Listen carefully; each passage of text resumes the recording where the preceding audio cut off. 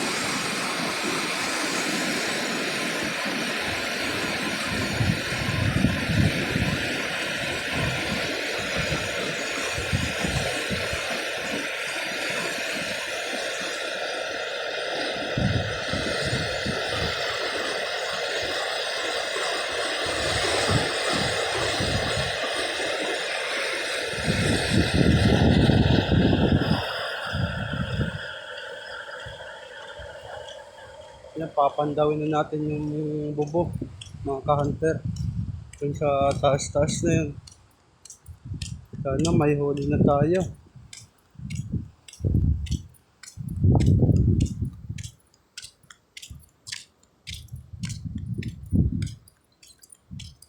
Malalim pa ito mga ka-hunter.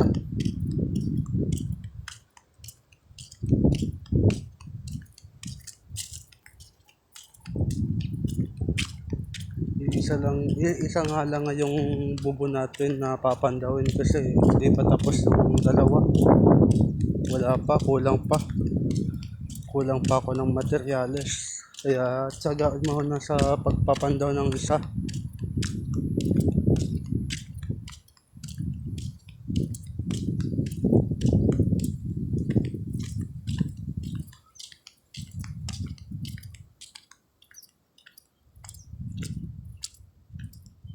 Dahan-dahan at madulas.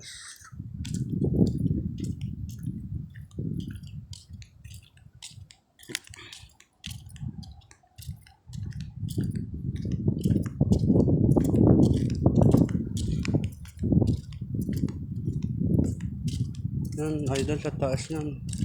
Barangay San Vicente na nga pala.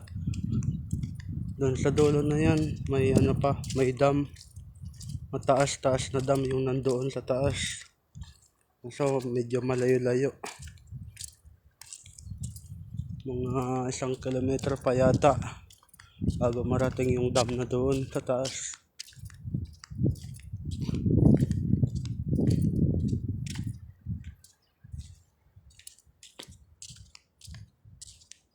At saka may nangangawil din doon sa taas. At madalas nawawala din yung mga bubo doon.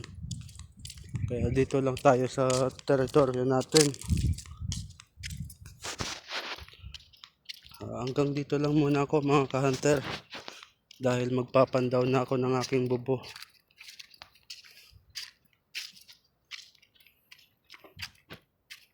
Dito sa spot na ito mga ka-hunter, nandito yung bubo trap ko. Nandito. Dito sa gawing ito.